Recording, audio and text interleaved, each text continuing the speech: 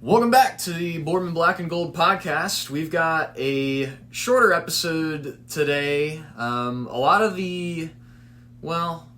of the off-season stuff has already happened, but probably the biggest thing still to come is the draft. Yeah. So we got some draft prospects that we're going to talk about, and I think we were talking about this before. The two of us are not as involved with the college realm as most people are. So maybe our understanding of the draft is a little bit less than some people who are really into the college realm, but I think we'll still give it our best shot at it. And, we'll just see what we kind of come up with. Yeah, I think that when it comes to like names of guys and where they're from, it's like I don't really know all that. I don't really know who's like the best. Obviously, you know who the quarterbacks are and some of the receivers.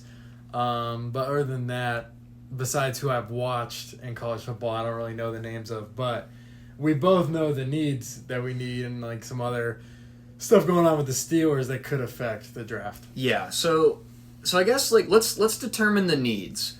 So we've got offensive line. Yes. Probably is a big need. Center specifically. Yeah. Center specifically. We got corner is probably another need. Yes. And then in a way wide receiver is also probably another need. Yeah. Out of those three, what do you think is probably the most important one to spend a first-round pick on? Honestly, I mean, I think I would have to go. I feel like there's always so many good O linemen. Mm-hmm. I would honestly put the first-round pick on a corner. Okay. To have like two solid cornerbacks on the outside like that, and then who did we? What was it? Dante Jackson. That's who we got from Carolina. Yeah. I think he could. And we've got a lot of role player quarterbacks. Dante Jackson, DeMonte Casey, who's been up at safety, but probably won't be because of Deshaun Elliott now. Okay.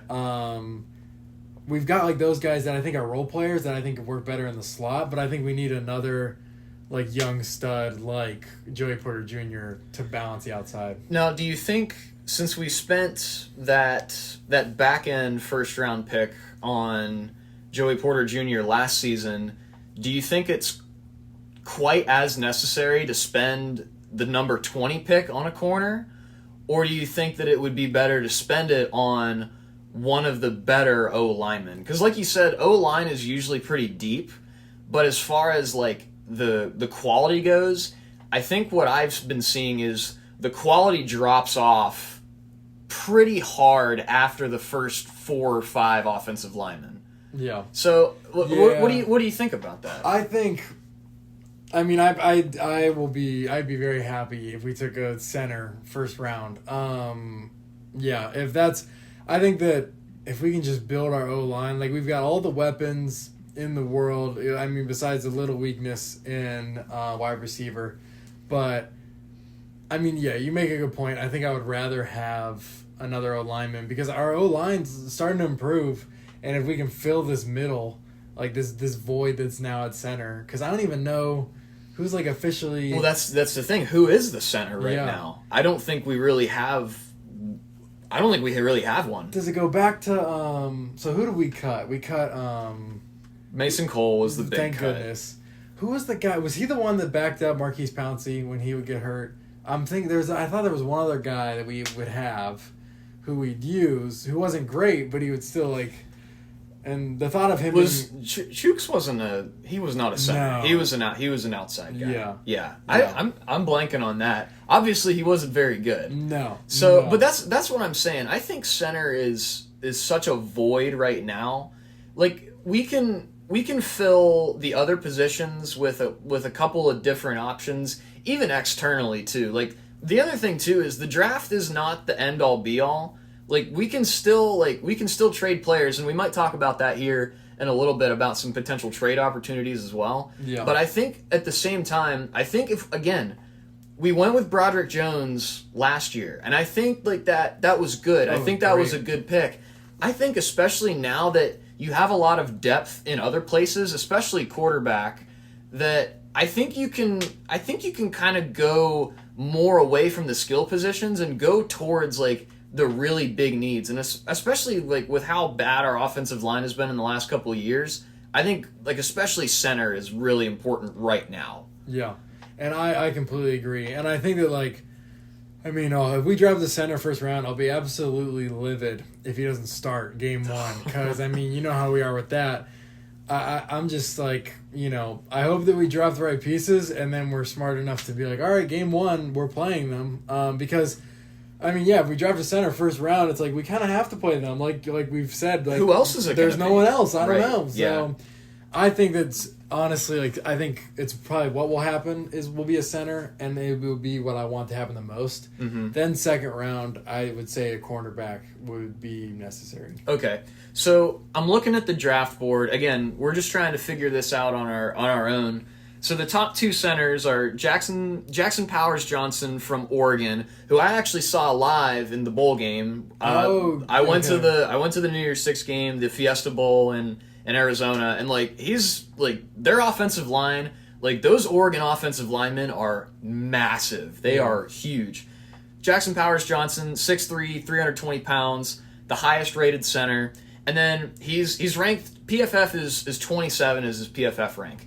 Now, slightly behind him at 33 is a West Virginia guy, which is very close to Pittsburgh. WVU is not far from Pittsburgh, maybe an hour, just straight down the highway there. So Zach Frazier is an option that seems like that would be a very Steelers type of pick to take somebody from West Virginia. They love their pit guys. They like their pit guys as we've come to understand. Sometimes. Yeah, and so I think West Virginia is also kind of in that conversation. He's 6'3", 310 pounds. So, and then there's another option as well. Cedric Van Pran from Georgia. He's kind of, again, it's like what I was saying, there's a big drop-off, especially in the PFF rankings of the centers at least, and that's for most of the offensive linemen anyway. 6'4", 310 pounds. The biggest thing that they say here is athletic limitations. So the biggest thing I think with the offensive linemen is we just need athletes. We need, if we're going to have these running schemes with Najee Harris and Jaylen Warren, they have to be athletic. They have to be able to get upfield. A lot of I heard this one conversation was we don't care what offensive linemen's 40 times are. And it's yes and no. They don't have to be absolute burners, but they need to be able to get upfield and get running if they're going to be blocking for Najee Harris and Jaylen Warren. Wouldn't you say so? Oh, I completely agree. And I think that going back to when our O-line was great, you look at we had one run play that we did with Le'Veon Bell and then with James Conner. It was the exact same play, and it worked every single time. David DeCastro would just pull and open the door, and Le'Veon Bell or James Conner would get 15 to 20 yards every time. Yeah. And it's when you have O-line, when I think that people don't value the first and second round picks of O-linemen enough. Yeah. Because if you have, and a lot of people know this, but when you have a great O-line, you could do almost anything offensively. When you have a quarterback, then you just stand there, and it doesn't really matter who's in your backfield because there's holes the size of the Mississippi River or something. I think that I would big emphasis on O-line, especially I like the point you made about athleticism. Yeah, I think that's super important. It has to be a part of the equation. And again, I think that's why you don't necessarily stoop down and you take the later offensive lineman at the cost of maybe taking a corner or a wide receiver in the first round. I don't think that that's the best idea. Now, again, this is what drafting is. You have to prioritize what you think you need most. Yeah. And there are some good corners. The one that I see a lot is the Iowa corner, Cooper DeJean. I think that's how you say his name. Cooper DeJean or Cooper DeJean, something like that. But the interesting thing is that a lot of people are talking about he's a white corner. Oh, really? Yes, which is very, very uncommon. There hasn't been, I don't know if this statistic is still true, but I remember a couple of years ago there hasn't been a starting white cornerback since 2008. Yeah. But Iowa had one of the best defenses in the league this year. Oh, yeah. So all of college football. Yeah. So that sounds great to me. They like it. What they say is he can play outside corner, safety, slot corner. He really can be moved around. Kind of what you were talking about in the backfield right now is you got people that can move around a little bit, and that might be what they kind of need is somebody who has athleticism. Bless you. Thank you. It says here, good footwork, ball skills, explosive athleticism. So again, this is the top ranked corner. Do you take a corner here and maybe sacrifice the offensive line and go a little bit farther down? Now the other thing right here, it says his PFF rank is 8. I've seen a lot of mock drafts that say that he drops to the Steelers, and it might be just this perfect storm for the Steelers. I mean, I know we just talked about the O-line like first and stuff, but I mean, a guy like that, it's like if he's gotten to 20, it's a need. It's like you almost kind of have to take him, like, right? Like it's too good of an offer. So that's where maybe, and that's what I think about this draft especially. The Steelers don't need a quarterback right now. Quarterback. Make sure that I enunciate that correctly. Yeah. They do not need a quarterback. Yes, they also have a lot of things that they just don't need. But a lot of teams in the league do need those things. That's very There's true. going to be, you think about Caleb Williams, Drake May, J.J. McCarthy, Michael Penix. Like, that's 4 quarterbacks that could go to a lot of those top teams, maybe even before the Steelers. Yeah. And then there's a lot of wide receivers. Yeah. You think of, like, Marvin Harrison Jr., Roma Dunze. Like, there's a lot of, like, skill positions that are very needed right now. And you kind of let these, like, offensive linemen and cornerbacks, like, they kind of slip through the cracks, I feel like. We don't need anything really also, like, exterior defensive linemen. We don't really need a whole lot of linebacking depth right now either. Like, there's a lot of things that we just don't need that a lot of teams do need. Yeah. And I think that's why, like, a lot of these these mock drafts are saying, hey, maybe the top corner falls all the way to 20 because, everybody else is just taking other positions. Right, and I think it's such a good point. Like, there's going to be 8 or 9 spots that, like, are guaranteed to not be a quarterback or an O-lineman before us. And so that leaves only, like, 11. Whereas, like, you just have to survive 11 more picks to get to, like, that top cornerback or that top center. And it seems pretty likely because even, like you got the obvious ones, but then there's, like, the Giants who also might, like, swoop in and take a quarterback. And, like, later draft picks, like the Vikings, I think just traded up to try and get another pick. So I think that, like, that's something that's kind of nice is, like, when you don't need those big positions, guaranteed, like, half the picks before you, that's where they're going. Right, exactly. So I think this draft is honestly in the Steelers' favor because they can kind of see how the board goes, picks 1 through 19, and then if there's a guy that's available that is, like, readily available, and it's like, hey, if Cooper DeJean is, like, right there, he hasn't been taken yet, and he's the best available, that might be one of the advantages to being the Steelers this draft is, like, hey, we can take the best available. Yeah. So, and how many times have we been able to say that in years past? Oh, like, never since we've been born. Right. Like, except for Ben Roethlisberger. Which we like, don't remember that draft. Exactly. Like, we're too young for that. Like, that's the last time. I can't remember. It was a crazy statistic. I don't think we've had a number 1 pick, or I don't even think we've had a top 5 pick since, like, maybe the 90s or the 80s. Like, not in this century have we had a top 5 pick. So, yeah, very rarely is it like, oh, wow, like, we just got the highest rated this player. Right, because even you think, like, Broderick Jones, like, he was not necessarily the top offensive lineman either. I think, who was it? Was it Paris Johnson was, like, the big name one last year? I think so. But even still, like, Broderick Jones was top 3, but he wasn't the number 1 guy. Right. So, and there's, like, obviously the Kenny Pickett deal, that whole quarterback draft was just atrocious. That was a horrible quarterback draft. It was really unfortunate that was the time we needed to draft a quarterback. Yeah. Because it was the worst. It was really just 2 quarterbacks. Right. And they both turned out to nothing. Yeah, so. it was just really bad. And even, like, was Mac Jones that draft too? No. That was the year before. I was thinking of something else. Yeah. But all of those quarterbacks. Yeah. Was Sam Howell? I think he was in that draft. Oh my gosh. He hasn't panned out either. And no. Even now, it's like the Commanders took Sam Howell that year. And they're probably still in the market for a quarterback. Right. So it's a doubt. Like these other teams are just continuing to reel. And thankfully, the Steelers cut off what they needed to cut off so that they're not still reeling. But now we're in the place that we can we can take good options when they're available to us. Right. Yeah, I completely agree, and I just hope that we make the right choices. And I trust Omar Khan. I think so too. To do the right thing. Now, okay, so let's talk about wide receivers for just a minute. Yeah. So the Steelers love their second round wide receivers. They do. We do. We could take one in the first round. A lot of ones that I see, Adonai Mitchell from Texas and Brian Thomas Jr. from LSU, two guys that are not the top wide receivers, but that are still very, very good wide receivers that could, slot right into the Steelers wide receiver room. But you could also you could go down the list a little bit, and you could take just a random, wide receiver 2 type of guy, and he could pan out. Because, again, the Steelers just love their second round wide receivers. We do.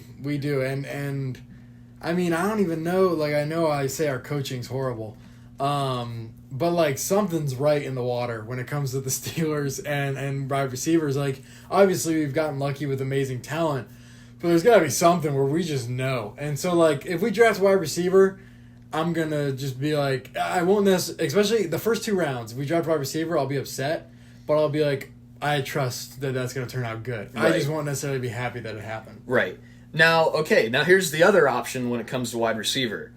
The biggest rumor right now, possibly in terms of draft board trades, is Brandon Ayuk, who is heavily favored to go to the Steelers. Which I would love. Now, here's the thing. Is he worth that first round pick? Oh, not the first round. Because I think that we still need a center. We still need a cornerback in that first round. A second round, maybe. Okay. Maybe a second round. But just, I would not feel comfortable giving up a first round pick. Okay, so I'm looking at it right now. So he's on a 4... So it looks like his salary right now is a $12 million cap hit, which it's up there. Yeah. Is that worth, again, I mean... How old is he? He's only like 26, 27? He's around there. I wouldn't say, he's not quite, I don't think he's quite 28 yet. Okay. But again, it's Brandon Ayuk. I mean, he's been excellent with Brock Purdy. Yeah. Now that's the thing. If you take Ayuk, honestly, I really don't see them getting away with less than a first round pick for Ayuk. Yeah. Which is again, this is where you have to weigh things. I mean, what was the AJ Brown trade? Was that 2 years ago? Was that last year? That was last year, right? Yes, he spent 2 years in Philly. Okay. So, and that was a first round pick. Yes, right? I believe. Who did the Titans take him? Yes, no. That was they drafted Treylon Burks with that pick. Gosh, yeah. So they essentially traded what was it? Yeah, AJ Brown for Treylon Burks. That has not worked out. Nope. So to be fair, he hasn't had a quarterback. Right, but. That is also true. But so these are like the big.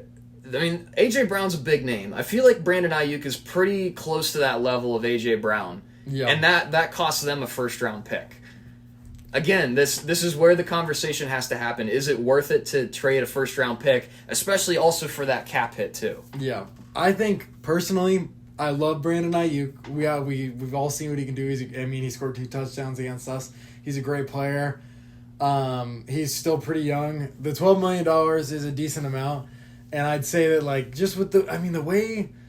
When's the last time we've missed on a wide receiver? And I think that, like, you look back, it'll take a while to be like, oh, we missed on this wide receiver. And even, like, Chase Claypool, who they got in the second round, I mean, he worked for, like, a year. We got some output. Right. And then we got rid of him right in time. Yeah. And honestly, they handled the Claypool situation, I think, as best as they could have. They got rid of him, and they got essentially a first-round pick for him. Right. So, like you were just saying, like, They rarely miss on the wide receivers. I would be shocked if they miss on the wide receiver. Yeah. No matter if it's like, I mean, I'm even looking at it too. They have 2 third-round picks, one of which is they moved up 20 slots because of the Kenny Pickett trade. Yeah. So they got 2 third-round picks. They got 84 and 98. So 14 picks apart. Either you take it at that first third-round pick, or you could even drop as far as that second third-round pick. That's another option for them. Yeah. Again, I'm not as well versed in the college football realm to know what's available, but I'm sure that they know, and I'm sure that they're prepared to look that deep when it comes to that. Yeah, without a doubt. And I think that, I trust the wide receiver choices we make. So I would be content not trading and keeping our first round pick, and with that first round pick, getting a center or corner, and then also still getting a wide receiver in the second or third round. Yeah, absolutely. Now, bring up what you were telling me just beforehand about the quarterback situation, because I think that's another relevant thing to bring up. So this is just, it's interesting. I don't fully know how I feel about it. But I was at the gym, ESPN was on, and it said the Steelers are reportedly not picking up Justin Fields' fifth-year option, which means that both Justin Fields and Russell Wilson will go into a contract year. Like, this is a contract year for both of them, which is very interesting because it's like two quarterbacks that'll probably both. I don't know if Russell will want a ton of money. Like, I think that he might be cheaper, but I know that Justin Fields. Well, I don't even know if he'll want. Yeah, I don't know. I mean, he hasn't proven that he's worth a whole lot of money. Yeah, and so I think if Russell plays this whole year, he'll probably want to demand a lot.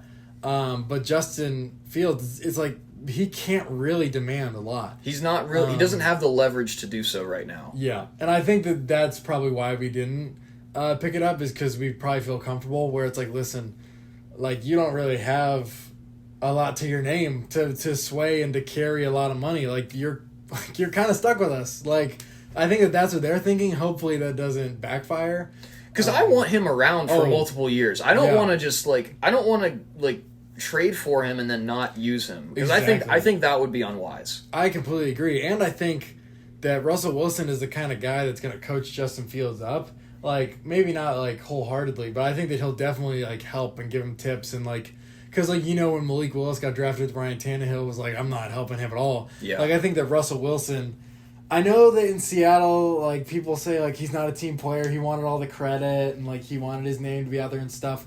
But it's I think that he, he's a, you've seen him mic'd up and stuff, and some people think it's a joke, but he's a hype man. He likes to get the team pumped up. So I think he's more team mentality and would help Justin a lot.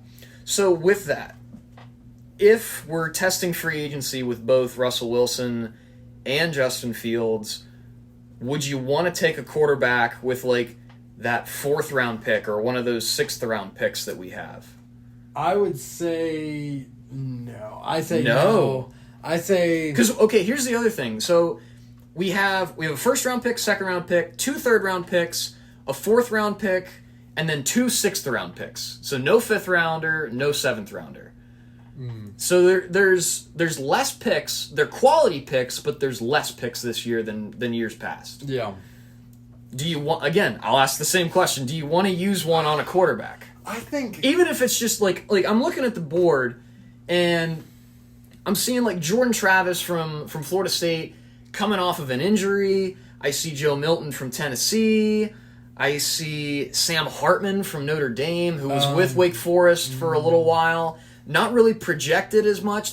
These guys are not projected to be very high. I see Tua's brother, from Maryland. So there's some. I see even Caden Slovis from BYU was a Pitt guy at one point. Yeah. There's some guys that might be there in the 6th round that could be. I don't know. They're still probably going to be there. Yeah, I would say I've seen some clips of, I don't know his first name, Talia Tagovailoa. Uh-huh. That I'm okay, he's got an arm. He looks like he could play. Maryland wasn't bad this year. They were competitive, put up a lot of points. So him, I would have a little hope for. Same with Sam Hartman, just because I've seen him a little bit, but also I don't have too much I don't know if he's going to be great. But I guess besides those 2 names, and the only reason is because I know those names, I just wouldn't be happy, because I remember when we took Kenny, the second to last round or last round, we also took Presley Harvin, and then we took another quarterback. Right, Chris Oladokun was the South Dakota State guy. Yeah. And they like just moved on from him. He never even like saw, Never- I think, the field. Never Like, sniffed the field. No, he was always on the practice squad. Which that's what I was even a little bit like kind of upset at that. I'm like, Why'd you take him? Like, why did you take him? But also, like, why did you never like give him a shot? Like, especially with what's been happening with Kenny and as awful as he was, they shipped him off to Kansas City, which is like Kansas City didn't need him, but he's got a ring now. Like he won a ring. Well, now I don't know. I don't even know if he's on the team anymore, but he won at least one ring because he got a ring when they beat the Eagles 2 years ago. Okay. So Yeah. like I think he had won the FCS championship that year. If I remember correctly, I think he's a South Dakota State guy, Oladokin. But I was interested in that. I mean, I was not a fan of Kenny, and I'm like just trying to think of anything else that we could do, and Oladokin was one of those options. And again, we just never saw anything. Yeah. So I don't know. It's an option, I think. And again, with as little things as we need, I would not be upset taking a Sam Hartman or just like this lower level quarterback, like in one of those like 6th round picks. Yeah. Well, I think it's unwise just because it's like, okay, we got rid of all 3 quarterbacks. We added 2 new quarterbacks. They both know what the deal is. It's like, all right, you guys are 2 guys. Like, this is what's going to happen. Like, we're good. And then they go into the draft and then they take a quarterback. And then now these 2 new guys that we just got are like, wait, why'd you just draft this young guy? Like, what are we doing here? Yeah. Especially Justin Fields. Yeah, and especially that's true. since we didn't pick up his option, Mm-hmm. Justin Fields like, wait, so am I just here for a year? Right. So I think that, like, as far as the quarterback rooms go, I would say it would be unwise to take a quarterback. Okay. I can comply to that. I can kind of agree with that. Again, I don't know what they'll do. Like those again, we are not as Right. well versed in the college football Yeah. realm to know what those really depth picks look like. Yeah. I mean, I think that they did a decent job with Calvin Austin, finding him like from Memphis yeah. a couple years ago. Please. With as fast as he is, and again, they've not utilized him Please incredibly use him this well. year. They kind of have to. The other thing, the Corey Trice was the cornerback from last year in the 7th round. He's going to be back, right? I would think so. That's exciting. I remember being excited about him a lot. Yeah. I completely forgot about him. But I mean, it was again like that Calvin Austin situation where he has this undisclosed injury that nobody knows anything about, and Right. it seems like he'll miraculously be back this year. So Thank again, goodness. it's another depth piece, and it's another option. So Right. hopefully, I mean, you were excited about it. I was also excited about it. I was excited to see him, even across from Joey Porter Jr. But again, that just never happened last year. right. So. Yeah. Hopefully, if he steps up and can actually be great, like that would be just a huge help. Even like adding another guy, then drafting a corner, then it's like now it's more like level, and we have a decent depth to it. Yeah, absolutely. Well, you got anything else? I mean, again, there's not a whole lot that we can do because again, we're not the best at this. Yeah. But I think we're kind of just the draft consumers. Like we love watching the draft. But we're not like, I mean, the last 2 years ago with the Kenny draft, we were just like, please don't take Kenny. Yeah. At least I was. I was like, I don't really like Malik or Kenny. Like, I didn't know much about Kenny, but I was like, take Kenny over Malik because I was like, I don't think Malik's gonna be good. Ugh. But yeah, either way, I was just like, okay, like we picked a quarterback. I don't really know how I feel about him, but yeah. I think the positional thing is the biggest thing. If they can get the positions that they need, as long as they don't take like a defensive edge rusher or something, that would just be weird and It'd be horrible. Yeah. I don't think Khan would do that. I think Khan's smarter than that. I think we'll be just fine. Yeah. So the draft is tomorrow. We're recording this on a Wednesday. The draft is tomorrow at 8:00. I'm going to B-Dubs to watch it. I don't know what you're doing. I don't know what I'm doing yet. Come on to B-Dubs with us, I think. Yeah. Be a good time. So, but yeah, so we got, we just wanted to get this episode out for you to give our understanding of the draft. And, again, we might be back here in a couple of days to talk about what the draft actually was and, kind of break some things down. And, hey, maybe there might be a big trade or something. We don't know. Who knows? With this offseason, anything can happen. Yes, anything's possible. So, again, we appreciate you listening to the Boardman Black and Gold podcast. As always, you can follow us on Instagram at Boardman and Gold. And again, we will see you next time after a Here We Go Steelers draft. And hopefully it's a good one. Hope for the best. Yep, hope for the best. We'll see you next time.